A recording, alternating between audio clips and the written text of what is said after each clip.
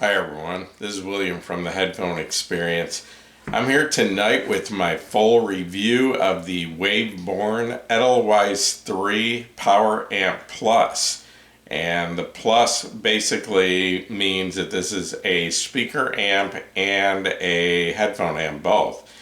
I'm just going to put this right out front and let you know right now that this amp was the amp that I voted Headphone Amp of the Year for 2021 in my video that came out a couple months ago. So it's no secret that I love this amp.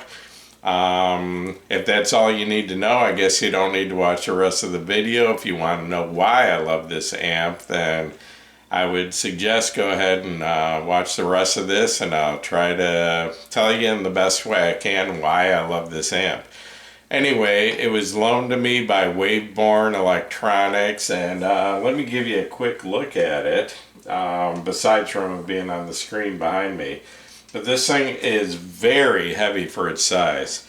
It weighs about 16 pounds, and I'm not going to try to hold this too long. I do not want to drop this because I cannot afford to buy it. So anyway, plus it'd be a waste of a really nice headphone amp. So anyway, I will try to hold it up again in a few minutes and give you a better look at the controls, the tubes, the back of it, and all that. But for now, just wanted to let you know this amp is actually still in pre-production. You can probably get one if you want one, but it's still in the evolution stage where it's being minor changes are being made to it. And I originally had a different version of this for like a week, and then I sent that back, and I was sent the absolute latest version of this, but that was a couple months ago now, and I know Wavebourn is still making changes, and they experimented with a larger chassis, I know, and but anyway, if you do want one of these, you can probably get one. I would say contact Wavebourn Electronics, but as far as I know, though, this is still considered pre-production, and the last time I spoke to Wavebourn, he said that, Anatoly? I'm not sure. Anyway, sorry if I messed that up, but Anatoly, he said that the price, he was probably shooting at about $14.95 for this. That would be in US dollars. He is located in Austin, Texas, I believe, and that's where these are hand built. So anyway, like I said earlier, this is a headphone amp and a speaker amp, and in my first impressions video, I hadn't tried it as a speaker amp yet, just as a headphone amp, but I have now tried it as a speaker amp, so I'll let you know how that worked out. This is an all-tube design, uses tubes in the input and output stage. And I just realized right before I went to shoot this video that I forgot what type of tubes this used. So let me grab my notes for a second here. Kind of wrote it down afterwards.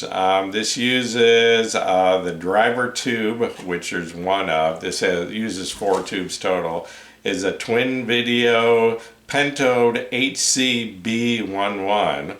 The voltage regulator tube is a VT75 gas discharge tube. And the output tubes, which there's 2 of, are EL34 tubes. So,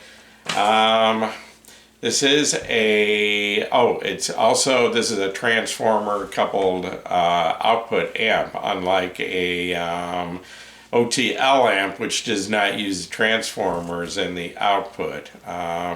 This is a Class A amp. It's rated at 3 watts per channel into 32 ohms. And that would be the headphone output, and the speaker output is rated at 6 watts per channel into 8 ohm speakers. This is intended for dynamic and planar magnetic headphones both, and it has no problem driving any of the harder to drive planar magnetic headphones that I have. It can be used with headphones anywhere from 8 ohms all the way up to 600 ohms and probably higher. The size of this is 13 inches wide. It's 8.5 inches deep and it's 6.5 inches tall to the top of the tubes. And like I said a few minutes ago, it does weigh 16 pounds, extremely heavy for an average size amp. It's not small, but it's not huge either. So anyway, I'm going to try to give you a look at this. And first I'll let you see the front of it here. Across the front you've got your power button, then you've got your 6.3 millimeter headphone jack, and this is a single-ended amp. Then next you have your attenuator, and I'll explain that in a second. And then you have your volume knob. I try to give you a look at the top of it. You can see what the top of this amp looks like, your transformers, your tubes, and then let me set this down for a minute. Well, I explained the attenuator. Originally this version, or this amp, the version I got before it, what it had was 2 headphone outputs on the front. And one was intended for easier to drive dynamic headphones or high impedance headphones. And then the other output was a much higher output, and that was intended for your planar magnetic headphones that needed a lot of current. So I had it for a couple days, and I did try it and it worked out real well. But you had 2 different headphone jacks, like I said, the one on the left used for easy to drive headphones, one on the right for hard to drive headphones. Well, Anatoly came up with the idea of, instead of using 2 headphone jacks, to use an attenuator and 1 headphone jack. And basically, if the attenuator is all the way to the right, it would be the same output as the high output of the previous edition. Or if you turned it to the left, it went even further than the lower output of the other one. And what is so nice about this is you can use this amp with any headphone. Absolutely every headphone I have, I can use with this amp.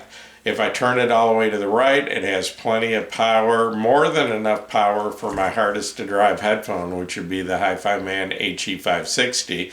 If I turn the attenuator all the way to the left, the background is dead silent, even on my easiest to drive headphone, the one I use to test for background noise, and that would be the Sony MDVR 700, which is like a 20-year-old, what kind of headphone was that? What was it for? It's like a studio headphone, but super efficient. This thing is like 112 decibels at 1 milliwatt and is more efficient than most IEMs, and if there is any background hiss in an amp, those headphones will reveal it. So with the attenuator all the way to the left, even with that headphone, I don't hear any hiss, which basically means this amp could be used even with IEMs. So, but like I said, and then you can put it anywhere in between. And most of the easier to drive planar magnetic headphones, like for example, the Kennertons or the new Hi-Fi Man Aria, which is easier to drive than the older one. I'm at about 12 o'clock on the attenuator. Then harder to drive planar magnetic headphones, like say the Sandara or the new 400 SE from Hi-Fi Man, probably about 3 o'clock. And then the harder to drive headphones like the HE560 all the way up to like 5 o'clock, but it has, like I said, more than enough power for that headphone if the attenuator's turned up. So it's a great feature. I've never seen that on any other headphone amp before. It's basically It works sort of like a gain control, where instead of, having 2 or maybe 3 choices, you've basically got an almost infinite amount of choices between the highest output and the lowest output. I know it doesn't work the same as a gain control. It's not actually increasing the gain. What it's doing is cutting down the gain from the highest output. It's bringing it down. So, but anyway, let me give you a look at the back of this amp. This amp has one set of inputs, RCA inputs. Then you've got your speaker outputs. And there's 3 sets, because the first set there is your ground. And then the next 2 sets are for either 4 ohm or 8 ohm or higher than 8 ohm speakers. Then the knob in the middle, the gold colored one, that's actually a damping control, and I'll explain that after I set this down. And then you've got your 120 volt AC input on the other end here, and next to it a ground in case you need it. I haven't needed it for any reasons yet. So anyway, the attenuator, what that does, I'm not sure, sorry, not the attenuator, it's a damping control that's on the back of the amp. And the damping control on the back is just for speakers. It doesn't have any effect on the headphone output. It is for your speaker output. And basically, it adjusts the output impedance of the amp from minus 3.8 ohms to positive 4.0 ohms. So basically, it just it changes the way the amp is going, the way the speakers affect the amp, the way the amp affects the speakers. I can't tell you exactly how that works, but when I did hook speakers up, I did try it, and I'll talk about that in a minute. Well, actually, how about I'll talk about speakers right now. Okay, the only set of speakers I have right now is a pair of LSA 10 signatures. It's a two-way, it's a very nice two-way 6.5 inch bookshelf speaker.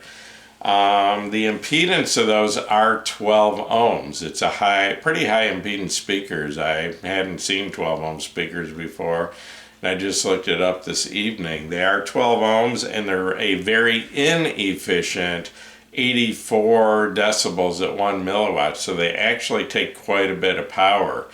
And the only amp I have right now for those other than this is I have the Emotiva A100 Bass X amp, which is a 50 watt per channel speaker amp or a incredibly powerful headphone amp.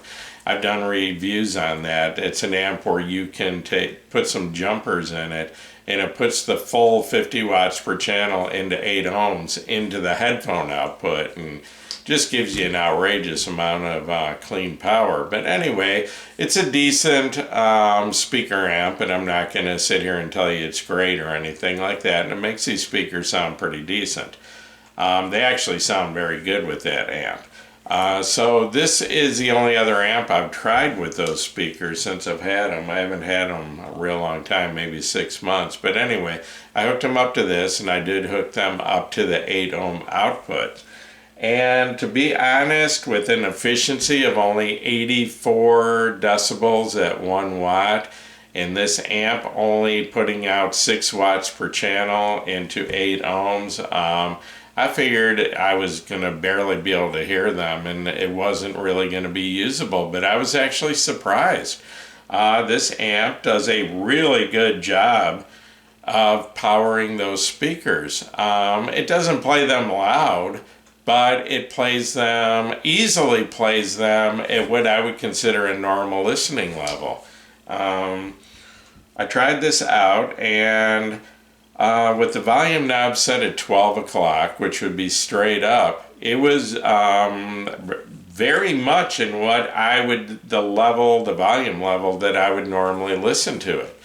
And to be honest, it was just a completely different set of speakers from what I heard with the Emotiva. Just a warmer, more liquid sound, and a lot richer. And the biggest difference, though, was just a much more three-dimensional holographic soundstage. Just the music just kind of sounded like it was coming from behind the speakers, in front of the speakers, all around. Just everything just sounded more three-dimensional than it did from the solid-state Emotiva amp. So I really enjoyed it, and like I said, it had no problem producing what I would consider a normal listening level, and that was at about 12 o'clock on the volume knob. So I did turn it up to see how far I could go before I ran into distortion or breakup or, whatever happened.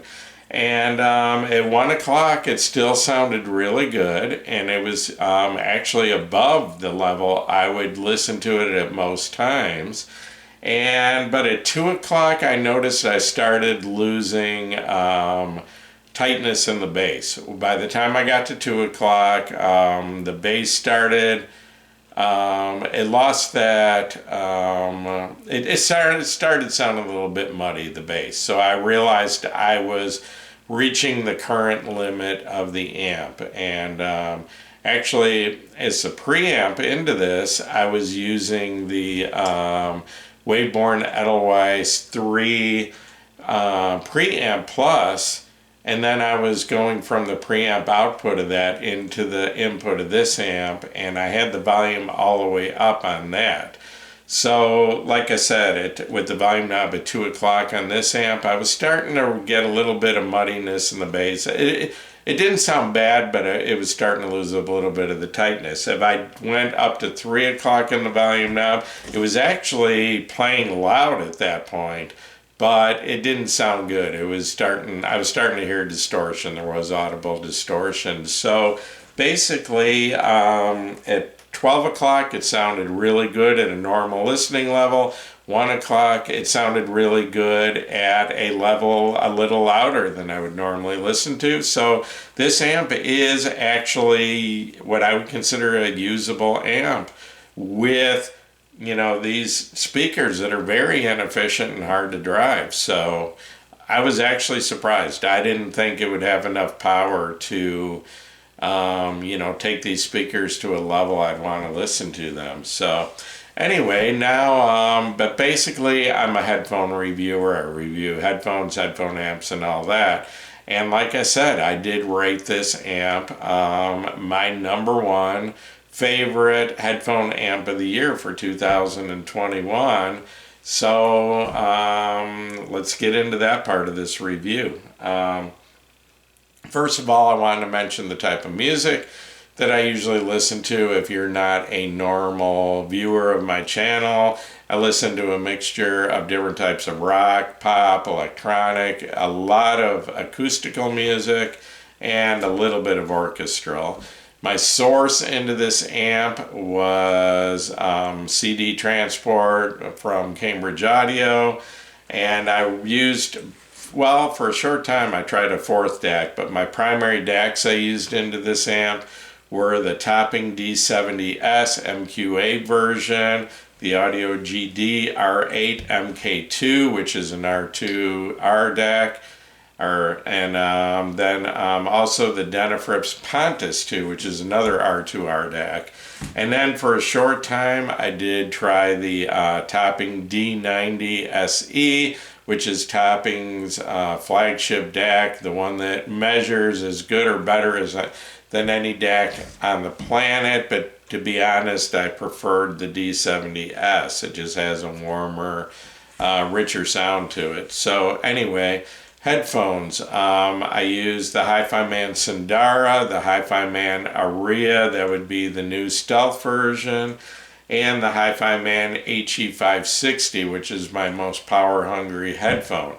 I also use the Kennerton Odin, the Kennerton Thror, and the Kennerton Ragnar all planar headphones. And I did try the LSA HP2 Ultra with this amp. Amps that I compared this to would be the three that are in the same price range that I do have on hand right now and have had, during my review of this amp. That would be the Burson Conductor 3 Reference, which is a combination amp DAC that sells for about $17.50 in US dollars. The Audio GD Master 9, which I think sells for 12 something if you buy it directly from Audio GD in China, but you're going to pay a couple $100 shipping on top of that, so it puts that in a close price range. And then also the Wells Audio Dragon, which was a hybrid tube solid state amp that sells for $1,500. Getting into my description of this amp, I would start out as saying the tone balance is it's slightly warm of neutral. It's got a warm, liquid, rich sound to it. More so than any solid state amp that I've listened to. More so than any hybrid amp that I've listened to, but maybe equal to or slightly less than the OTL amps I've listened to, which would include the Preamp Plus from Wavebourn, which is an OTL type amp. I would describe the tone balance as pretty much perfectly linear. There's no roll off at either end. There's no roll off in the bass or sub bass, and I don't hear any roll off in the treble. Some tube amps can have some roll off at either or both ends. The sound from this amp, I would have to describe as just absolutely crystal clear. Just super detailed, but yet it never sounds analytical or dry.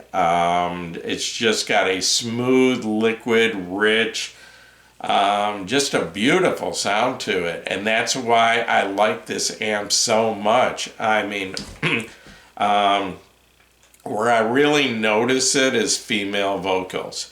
Female vocals, it's not only that they just sound so smooth and rich, but I hear little textures in their voices, little nuances maybe would be the word, but I just hear things in their voice that I just don't hear with most amps. I mean, even including some really nice solid state amps. But the biggest thing I like about this amp, more than anything, the sound, the thing that really makes me pick this amp when I just want to go in and do some casual listening. The thing that makes me want to listen to this amp is the sound stage. It's got this three-dimensional holographic sound stage, which is multiple layers, where I can, not only do I hear sounds by my ears, but I hear them way out here, but I hear them in multiple layers in between, where a lot of amps, I'll hear them here and there, but not these different layers between. And same thing out in front of me.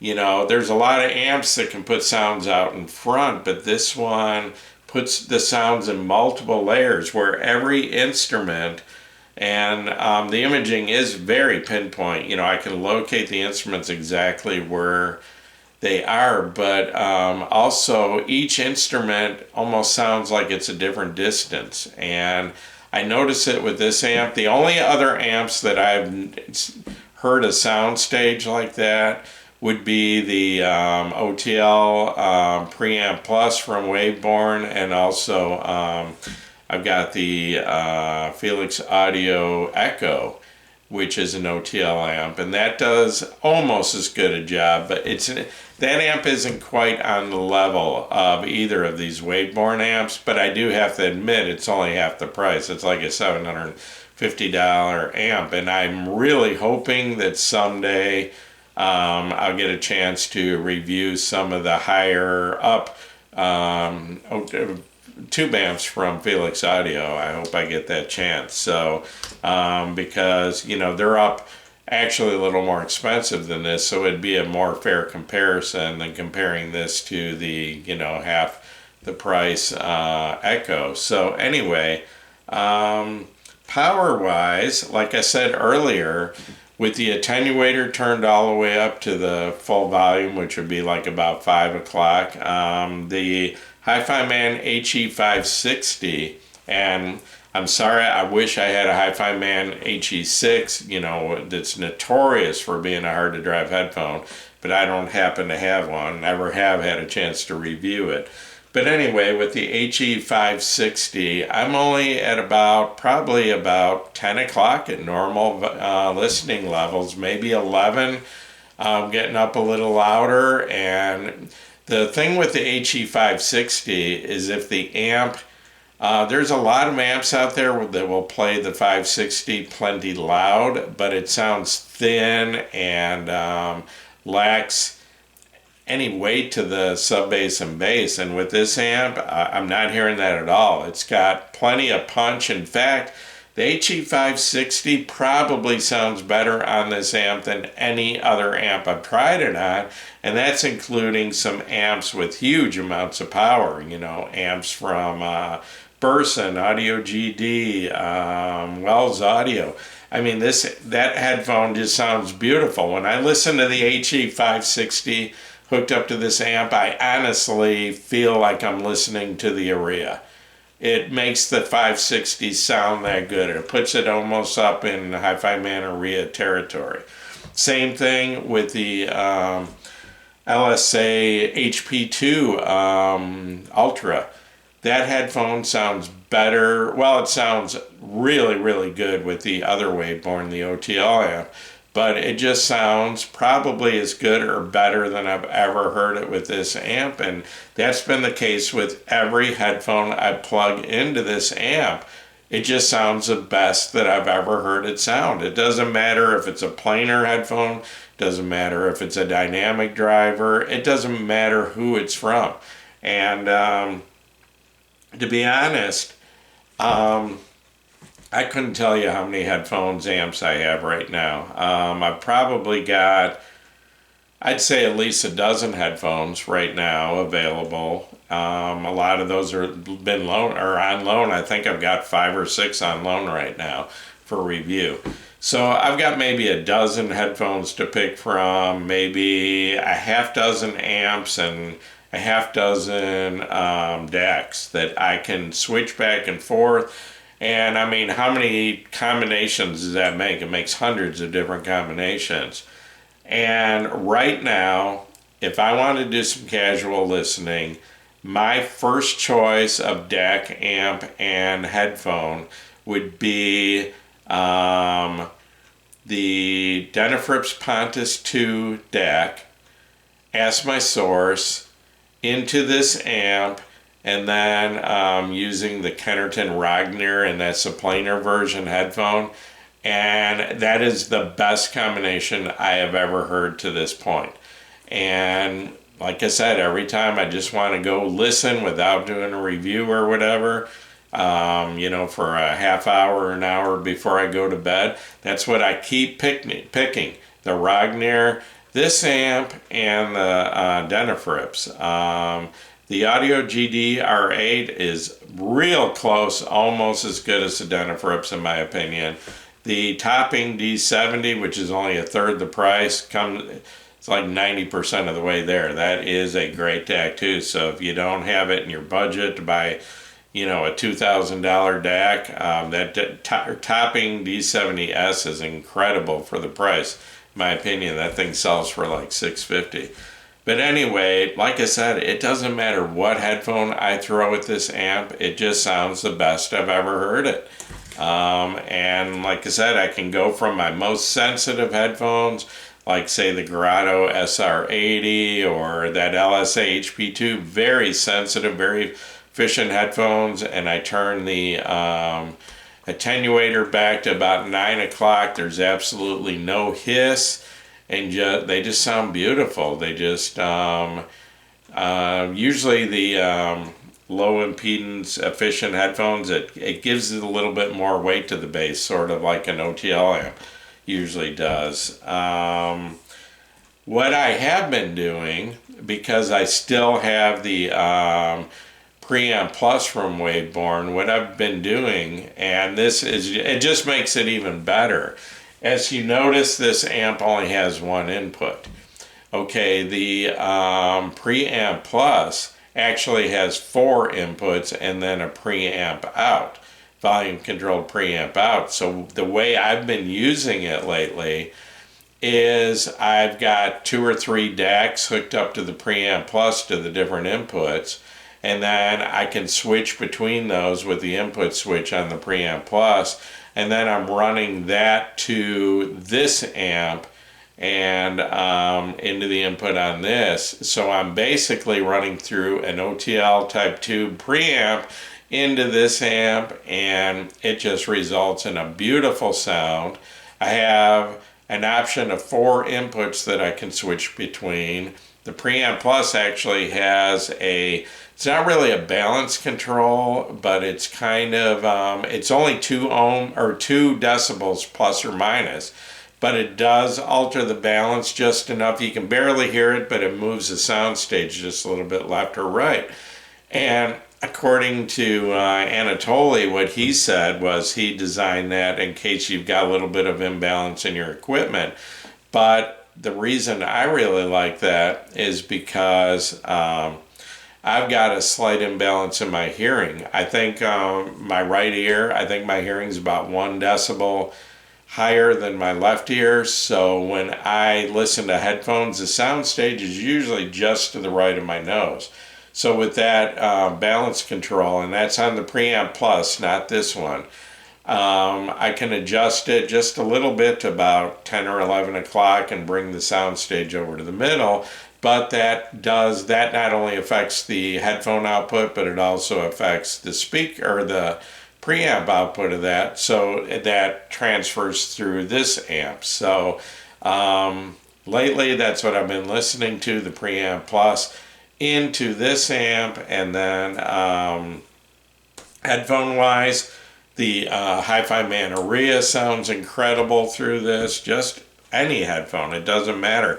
Got a brand new headphone in a couple days ago that I can't even tell you what it is or who it's from, but same thing, just sounds outstanding on this amp. So anyway, once again, this is what I consider to be the best sounding headphone amp I've ever heard. I don't know how many they've sold yet.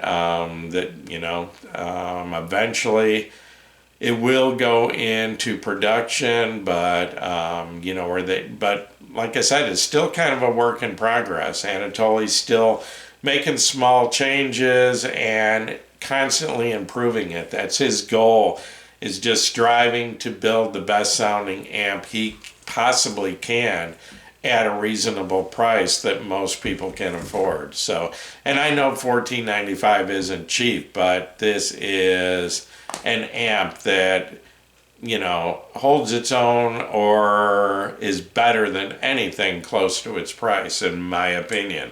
So anyway, the best headphone amp of 2021 on my list. You gotta try to hear one of these. It just sounds that good. I'm blown away by it. Anyway, I'm going to wrap this up. Once again, this is William from the Headphone Experience. If this video has helped you, please give me a thumbs up. Please subscribe to my YouTube channel if you haven't already.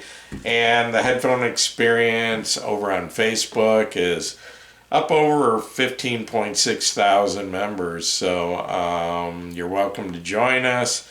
A lot of great people over there, a lot of great information, and hope to see you over there. Once again, thanks for watching my video.